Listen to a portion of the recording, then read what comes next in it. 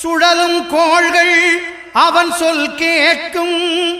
அவனை தொழுதால் போதும் நல்லதே நடக்கும். ஆனை முகனை தொழுதால் நவக்கிரகங்களும் மகிழும்.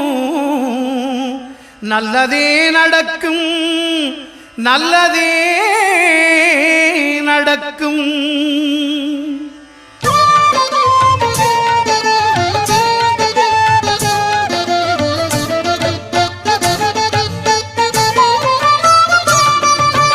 ஒன்பது கோளும் ஒன்றாய் காண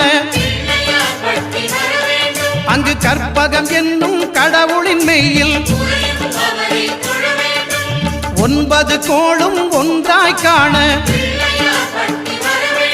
அங்கு கற்பகம் என்னும் கடவுளின் மெய்யில். சூரியன்